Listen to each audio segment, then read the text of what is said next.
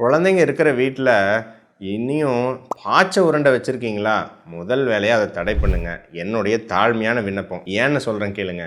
பாய்ச்ச உருண்டை உங்களுக்கு நாப்தலின் பால்ஸ் அப்படின்னு சொல்லுவோங்க. இந்த நாப்தலின் பால்ஸு இருக்கிறதுலையே நம்ம நிறைய டைம் வந்து பார்த்தீங்கன்னா உங்களுக்கு ட்ரெஸ்ஸு அதெல்லாம் வைக்கிற இடத்துல பீரோ அங்கெல்லாம் வந்து நிறைய பேர் வந்து ஷெல்ஃபெல்லாம் வச்சுருப்பாங்க பாய்ச்ச உருண்டை அப்படிங்கிறத எல்லாம் பூச்சி வராமல் இருக்கிறதுக்கு. ஆனால் இது இருக்கிறதுலே one of the toxic substance. ஏன் அப்படின்னு வந்து பார்த்தீங்கன்னா அதில் இருக்கக்கூடிய அந்த நாப்தலின் அப்படிங்கிறது உங்களுக்கு சாப்பிடலாம் தேவையில்லைங்க. குழந்தை கொஞ்ச நேரம் சும்மா ஏதோ அழகாக இருக்கே, நல்லா வெள்ளையாக உருண்டை மாதிரி பந்து மாதிரி இருக்கேன்னு வாயில் வச்சா போதும், அது ரொம்ப வேகமாக உங்களுக்கு ரத்தத்தில் கலந்துரும். அது ரத்தத்தில் கலந்தோடனே நம்மளுடைய ரத்த செல்கள் சிவப்பணுக்கள்னு சொல்கிறோம் இல்லைங்களா, அதை நேராக போய் உங்களுக்கு அழிக்க ஆரம்பித்து விடும்.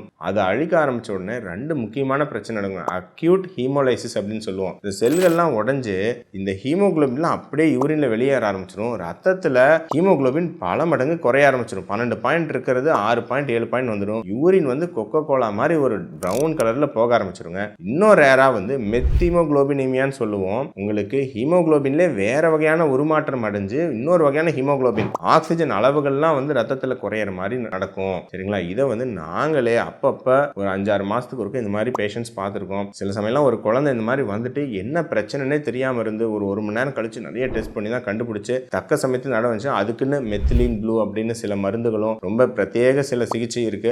அதை கொடுத்து அந்த குழந்தையோட உயிரை காப்பாற்ற முடிஞ்சதுங்க. ஸோ அடிக்கடி இந்த மாதிரி நாங்கள் பார்த்துட்டு இருக்கோம். குழந்தை நல மருத்துவர்கள் மருத்துவமனையில் ரொம்ப சிம்பிளா உங்களுக்கு இந்த பாய்ச்ச உருண்டையை வீட்டில இருந்து தயவு செஞ்சு எடுங்க. வேற பூச்சி வராமல் இருக்கிறதுக்கு எவ்வளவோ முறைகள் இருக்கு. இந்த பாய்ச்ச உருண்டை டெஃபினட்டா ஆபத்தானவங்க குழந்தைங்க இருக்கிற வீட்டில் கட்டாயம் அவாய்ட் பண்ணுங்க. நிறைய பிரச்சனைகள் வரதுக்கு வாய்ப்பு இருக்கு. அதுவும் தக்க சமயத்தில் அதை கண்டுபிடிக்கலன்னா உங்களுக்கு என்ன நோயினே தெரியாம குழந்தை இறந்து போறதுக்கு கூட வாய்ப்புகள் இருக்குங்க.